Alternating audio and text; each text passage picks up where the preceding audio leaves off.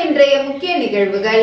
சிலம்பம் போட்டியில் கலந்து கொண்ட மாணவர்களுக்கு பரிசுகள் வழங்கிய பச்சைவாழி அம்மன் மக்கள் நற்பணி மன்றம். திண்டிவனம் பட்டினம் அரசு பள்ளியில் சார்பட்டா சிலம்பம் கழகத்தின் சார்பில் மாநில அளவிலான சிலம்பம் போட்டி நடைபெற்றது. இப்போட்டியில் திருவண்ணாமலை, விழுப்புரம், கடலூர், சென்னை, கன்னியாகுமரி ஆகிய மாவட்டங்களில் மாணவர்கள் கலந்து கொண்டனர். இதில் புதுச்சேரியிலிருந்து மணி பாலகிருஷ்ணன் வீர விளையாட்டுக் கழகம் சார்பில் 30க்கும் மேற்பட்ட மாணவ மாணவியர்கள் கலந்து கொண்டு முதல் மற்றும் 2ஆம் இடத்தை பிடித்து சாதனை படைத்தனர். இப்போட்டிக்கு பச்சைவாழியம்மன் மக்கள் நற்பணி மன்றம் சார்பில் கர்ணன் என்கின்ற மனோகரன் அவர்கள் நிதி உதவி கொடுத்து வழி அனுப்பி வைத்தனர். போட்டியின் பயிற்சியாளர்கள் சங்கர், இளங்கோ, முத்துக்குமரன், சுரேந்தர், சாதனா ஆகியோர் கலந்து கொண்டனர்.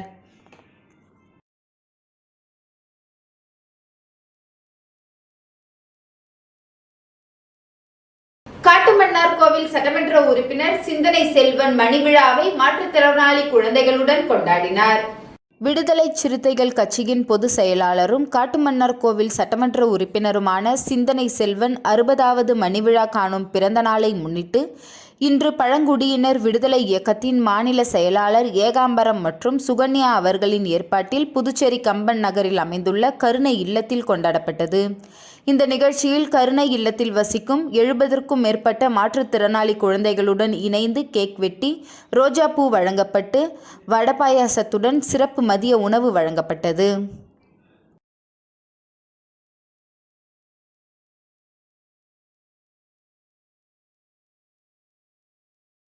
புதுச்சேரி முத்தியால்பேட்டை தொகுதியில் ராஜச்சந்திரு அறக்கட்டளை சார்பில் நடைபெற்ற மருத்துவ முகாமை அறக்கட்டளை நிறுவனர் ராஜச்சந்திரு தொடங்கி வைத்தார். புதுச்சேரி முத்தியால்பேட்டையில் உள்ள ராஜச்சந்திரு அறக்கட்டளை அலுவலகத்தில் இன்று இலவச மருத்துவ முகாம் பிம்ஸ் மருத்துவமனை மருத்துவர்கள் மூலம் இன்று தொடக்க விழா நடைபெற்றது. இவ்விழாவை அறக்கட்டளை நிறுவனர் ராஜச்சந்திரு தொடங்கி வைத்தார். இதில் கலந்து கொண்ட பொதுமக்களுக்கு சுகர், இரத்த அழுத்தம், பிபி உள்ளிட்ட மருத்துவ பரிசோதனைகள் செய்யப்பட்டு மருத்துவர்களின் ஆலோசனைகளும் மருந்துகளும் மாத்திரைகளும் இலவசமாக வழங்கப்பட்டது. இதில் ஏராளமான பொதுமக்கள் கலந்து கொண்டு பயன்பெற்றனர். பின்னர் செய்தியாளர்களை சந்தித்த ராஜச்சந்திரு, முத்தியால்பேட்டை தொகுதி மக்கள் அனைவரும் ராஜச்சந்திரு அறக்கட்டளை அலுவலகத்தில் வாரம் 2 முறை புதன், வியாழன் இலவச மருத்துவ முகாம் நடைபெற உள்ளது. இதை மக்கள் பயன்படுத்தி கொள்ளுமாறு கேட்டுக்கொண்டார். மருந்துகளும் இலவசமாக வழங்கப்படுகிறது. அது மட்டுமின்றி கர்ப்பிணி பெண்களுக்கு மருத்துவ முகாம் மற்றும் பிரசவ செலவு அனைத்தையும் ராஜச்சந்திரு அறக்கட்டளை மூலமாக இலவசமாக அளிப்பதாக கூறினார். அறக்கட்டளை மூலம் வாகன வசதி உள்ளது. கர்ப்பிணி பெண்கள் பிரசவத்திற்கு சென்று குழந்தை பிறந்து வீடு வரும் வரை வாகனம் இலவசமாக வழங்கப்படும். அது மட்டுமின்றி வாரம் 2 முறை சனிக்கிழமை வெஜிடேரியன், ஞாயிற்றுக்கிழமை நான் வெஜிடேரியன் வாரம் 2 நாள் வழங்கப்படும். முத்தியால்பேட்டை மக்கள் பயனடையுமாறு கேட்டுக்கொண்டார். மேலும் எங்கள் சேவை மக்களுக்கு தொடர்ந்து வழங்கப்படும் என்றும் தெரிவித்தார்.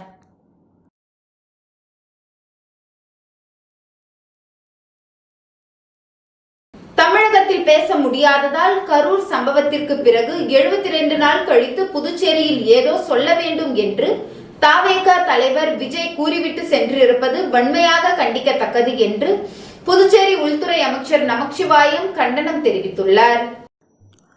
இது தொடர்பாக சட்டப்பேரவையில் செய்தியாளர்களை சந்தித்த அவர், புதுச்சேரியில் போலி மருந்து சம்பந்தமாக எதிர்க்கட்சிகள் பல்வேறு குற்றச்சாட்டுகளை கூறி போராட்டங்களில் ஈடுபட்டு வருகின்றனர்.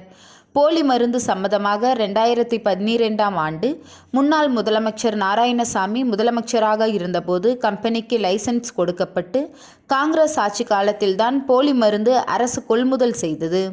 அதனால் சிபிஐ கைது நடவடிக்கை எடுத்துள்ளது என்று விளக்கம் அளித்தார். போலி மருந்து விவகாரத்தில் அரசு எந்த பாரபட்சமின்றி நடவடிக்கை எடுத்துள்ளது. யாரையும் காப்பாற்ற வேண்டிய அவசியமும் தனக்கும் முதலமைச்சருக்கும் இல்லை என்றார். புதுச்சேரியில் நடைபெற்ற தவேக பொதுக்குழு கூட்டத்தில் விஜய் புதுச்சேரி அரசு மீது பல்வேறு குற்றச்சாட்டுகளை கூறி சென்று இருக்கிறார். அதை வன்மையாக கண்டிக்கிறோம், மறுக்கிறோம். புதுச்சேரி மாநில அந்தஸ்து சம்பந்தமாக 16 முறை தீர்மானம் நிறைவேற்றப்பட்டுள்ளது என்று கூறி மாநில அந்தஸ்து கோரிக்கை தற்போதுதான் வைத்த மாதிரியும் மத்திய அரசின் மீது குறை சொல்லி பரப்புரையில் பொய்யான குற்றச்சாட்டுகளை கூறியிருக்கிறார். இது கண்டிக்கத்தக்கது. இந்தியாவிலேயே ரேஷன் கடை இல்லாத மாநிலம் புதுச்சேரிதான் என்றும் ஊழல் குற்றச்சாட்டிற்காக அமைச்சர் மாற்றப்பட்டு இருக்கிறார் என்றும் விஜய் கூறியது தவறானது. சுழற்சி அடிப்படையில் அமைச்சர் பதவி வழங்க வேண்டும் என்பதற்காகவே மாற்றம் செய்யப்பட்டுள்ளது என்று விளக்கமளித்த நமச்சிவாயம், தமிழகத்தில் பிரச்சார கூட்டத்தில் பேச முடியாததால் கரூர் சம்பவத்திற்கு பிறகு 72 நாட்கள் கழித்து புதுச்சேரியில் ஏதோ சொல்ல வேண்டும் என்று கூறிவிட்டு சென்றிருக்கிறார் என்று விமர்சித்தார். விஜய்க்கு பேச எழுதி கொடுத்தவர்கள் முழுமையான தரவுகளை எழுதி கொடுத்திருக்க வேண்டும். விஜய் உண்மைத்தன்மையை அறிந்து பேச வேண்டும். அடுத்தவர்கள் சொல்வதை கேட்டு அப்படியே பேசுவது அவரது அரசியல் முதிர்ச்சியின்மையை காட்டுகிறது என்று கட்டமாக கூறினார். புதுவை மாநில மக்களுக்கு எந்த ஆட்சி இருந்தால் அனைத்து அடிப்படை வசதிகளும் கிடைக்கும் என்பது நன்றாக தெரியும். 2026ஆம் ஆண்டு புதுவை மாநில மக்கள் ஆசியோடு தேசிய ஜனநாயக கூட்டணி ஆட்சி அமைக்கும் என்று உறுதிபட தெரிவித்தார். திருப்பரங்குன்றம் கார்த்திகை தீபம் விவகாரத்தில் நீதிபதி மீது நடவடிக்கை எடுக்க வலியுறுத்தி பாராளுமன்றத்தில் எம்பிக்கள் கோரிக்கை மனுவை கொடுத்திருக்கிறார்கள். அதில் பாராளுமன்ற எம்பி வைத்திலிங்கம் முதல் நன்றாக கையெழுத்திட்டு லோக்சபா சபாநாயகரிடம் வழங்கியிருக்கிறார்கள். திருப்பரங்குன்றம் தீபம் என்பது காலம் காலமாக நீண்ட நெடுங்காலமாக ஏற்றப்பட்ட ஒரு விஷயத்தை இன்றைக்கு இந்து மக்கள் மனம் புண்படி மக்கள் விரோத சக்திகளாக செயலாலும் செயல்படுகின்றனர். பாராளுமன்ற உறுப்பினர்களை வன்மையாக கண்டிக்கிறோம். தொடர்ந்து இதுபோன்ற செயல்களில் அவர் ஈடுபட்டால் அவருக்கு எதிராக போராட்டம் நடத்த தயங்க மாட்டோம் என்று எச்சரித்தார்.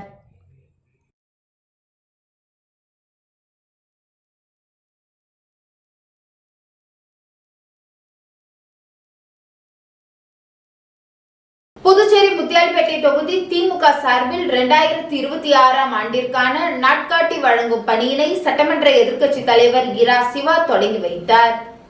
புதுச்சேரி முத்தியால்பேட்டை தொகுதி மக்களுக்கு திமுக சார்பில் தலைமை பொதுக்குழு பிரபாகரன் ஏற்பாட்டில் 2026ஆம் ஆண்டிற்கான நாற்காட்டி வழங்கும் பணிக்கான தொடக்க நிகழ்ச்சி இன்று நடைபெற்றது. இதில் சிறப்பு விருந்தினராக சட்டமன்ற எதிர்க்கட்சி தலைவர் இரா சிவா கலந்து கொண்டு வீடு வீடாக சென்று நாற்காட்டி வழங்கி புத்தாண்டு மற்றும் கிறிஸ்துமஸ் வாழ்த்துக்களை தெரிவித்தார். முத்தியால்பேட்டை தொகுதி முழுவதும் சுமார் 10,000 குடும்பங்களுக்கு இந்த நாற்காட்டி வழங்கப்பட உள்ளது.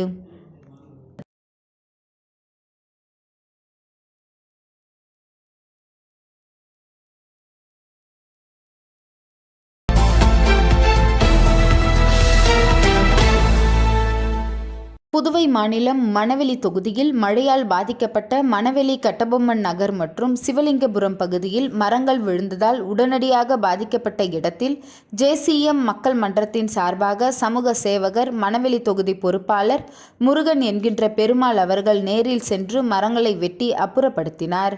உடன் கிராம பொதுமக்கள் இளைஞர்களும் கலந்து கொண்டனர்.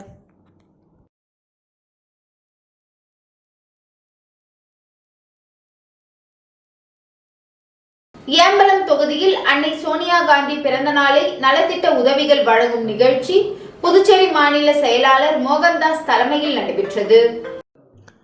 புதுச்சேரி மாநிலம் ஏம்பலம் தொகுதி காங்கிரஸ் கட்சி சார்பில் அகில இந்திய காங்கிரஸ் பேரியக்கத்தின் மூத்த நிர்வாகி அன்னை சோனியா காந்தியின் 79வது பிறந்தநாள் விழா நடைபெற்றது. குடியிருப்பு பாளையம் பகுதியில் நடைபெற்ற இந்த பிறந்தநாள் விழாவிற்கு மாநில செயலாளர் மோகன்தாஸ் தலைமை தாங்கினார். முன்னாள் முதலமைச்சர் நாராயணசாமி சிறப்பு விருந்தினராக கலந்து கொண்டு பிறந்தநாள் கேக் வெட்டி நிர்வாகிகளுக்கும் பொதுமக்களுக்கும் வழங்கினார். பிறகு லட்டு வழங்கப்பட்டது. மேலும் 500 பெண்களுக்கு மரக்கன்றுகள் மற்றும் புடவைகள் வழங்கி கொண்டாடினார். இந்த நிகழ்ச்சியில் வைத்தியநாதன் MLA, முன்னாள் MLA கார்த்திகேயன், தெற்கு மாவட்ட தலைவர் குமரேஸ்வரன், துணைத் தலைவர் ஸ்ரீதர், மாநில இளைஞர் காங்கிரஸ் தலைவர் ஆனந்தபாபு, பொதுச் செயலாளர் டாக்டர் சசிதரன், SC பிரிவு துணைத் தலைவர் பக்கிரிசாமி, கிராம முக்கிய பிரமுகர்கள் ஐயனார், ரங்கநாதன், மகிழா காங்கிரஸ் மாநில செயலாளர் புஷ்பா, சித்ரா, பூங்கொடி மற்றும் மாநில மாவட்ட தொகுதி நிர்வாகிகள் பலர் கலந்து கொண்டனர்.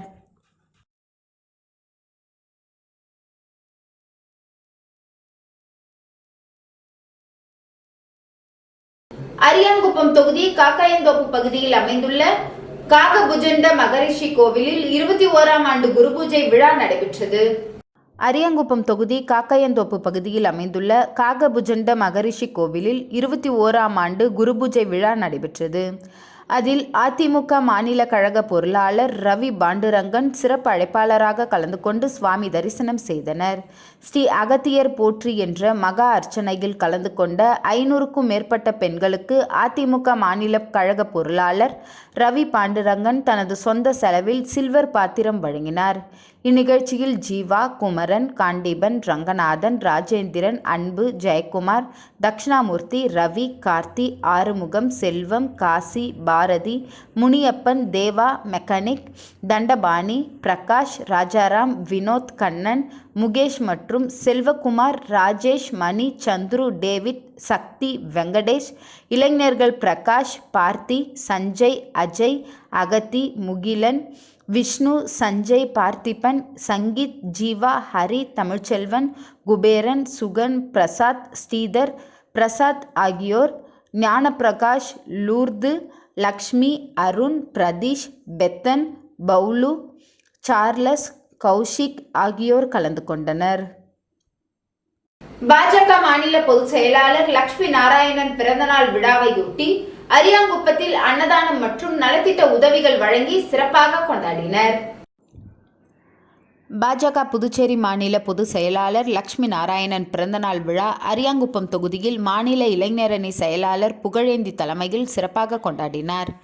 விழாவில் மாநில சிறப்பு அழைப்பாளர் சந்திரமோகன், தொகுதி தலைவர் வசந்தராஜ் முன்னிலையில் நடைபெற்றது. துணைத் தலைவர் அன்பழகன், செயலாளர் முருகன், மாநில இளைஞரணி தலைவர் ஆடலரசன், மாநில துணைத் தலைவர் மகேந்திரன், ரவி, மாநில பொதுச் செயலாளர்கள் அமல்ராஜ், விக்ரமன், மாநில செயலாளர்கள் ஹரி, ஜோசப், இளைஞரணி மாவட்ட தலைவர் இன்பராஜ், இளைஞரணி தொகுதி தலைவர் அருண் மற்றும் மாவட்ட மகளிர் அணி தலைவி மகேஸ்வரி, தொகுதி தலைவி சங்கீதா, குப்பம்மாள், அலமேலு, தனலட்சுமி மற்றும் பலர் கலந்து கொண்டனர்.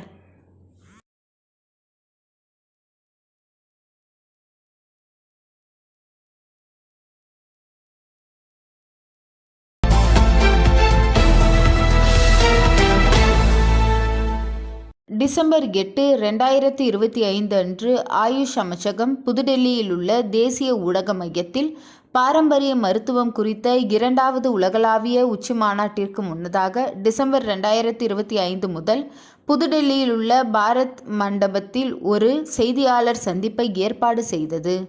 2023ஆம் ஆண்டில் குஜராத்தில் வெற்றிகரமாக நடைபெற்ற முதல் பதிப்பை தொடர்ந்து பாரம்பரிய மருத்துவம் குறித்த 2வது உலகளாவிய உச்சி மாநாட்டை இந்தியா நடத்தும் என்று மத்திய ஆயுஷ் இணை அமைச்சர் பிரதாபிராவ் ஜாவத் பெருமை தெரிவித்தார்.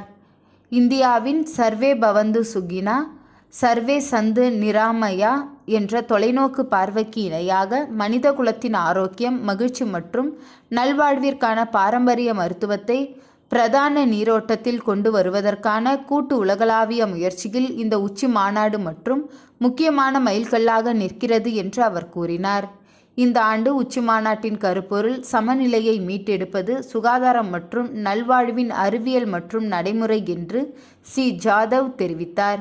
இந்த நிகழ்வு 100க்கும் மேற்பட்ட நாடுகளைச் சேர்ந்த அமைச்சர்கள், கொள்கை வகுப்பாளர்கள், உலக சுகாதார தலைவர்கள், ஆராய்ச்சியாளர்கள், வல்லுநர்கள், தொழில்துறை பிரதிநிதிகள் மற்றும் பயிற்சியாளர்களை ஒன்றிணைக்கும்.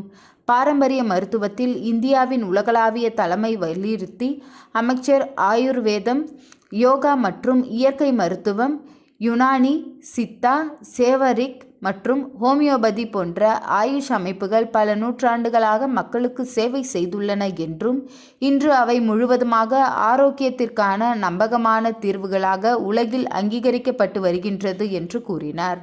குஜராத்தில் ஜாம் நகரில் உலக பாரம்பரிய மருத்துவ மையத்தை இந்தியாவுடன் இணைந்து நிறுவுவது இந்தியாவின் பாரம்பரிய அறிவு முறைகள் மீது வளர்ந்து வரும் உலகளாவிய நம்பிக்கை பிரதிபலிக்கிறது என்று கூறினார். உச்சி மாநாட்டின் நிறைவு விழாவில் இந்திய பிரதமர் கலந்து கொள்வார் என்றும் எதிர்பார்க்கப்படுகிறது. அது மட்டுமின்றி இந்த நிறுவனத்தின் மூலம் பல்வேறு வகையில் புதுச்சேரியில் உள்ள ஹோமியோபதிக்கான மருத்துவ ஆராய்ச்சி பிரிவு ஆராய்ச்சியை முன்னேற்படுத்தும், சுகாதார அணுகல்களை மேம்படுத்துவதற்கும் கல்வி மற்றும் தடுப்பு பாரம்பரியம் மூலம் சமூகத்திற்கு சேவை செய்வது அர்ப்பணிப்புடன் உள்ளது என்று தெரிவித்தனர்.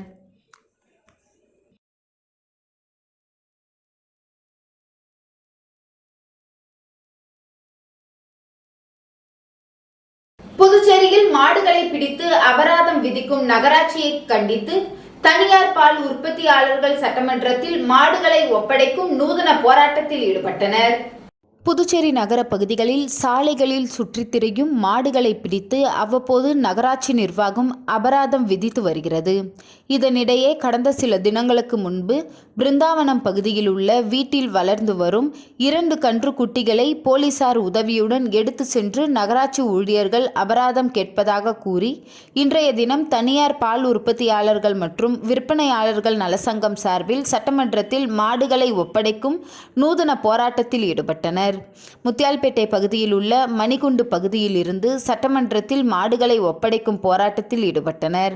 மேலும் புதுச்சேரி அரசு மற்றும் நகராட்சிக்கு எதிராக கண்டன கோஷங்களை எழுப்பிய நிலையில் அங்கு பாதுகாப்பு பணியில் இருந்த போலீசார் சமாதானப்படுத்தி கலைய செய்தனர்.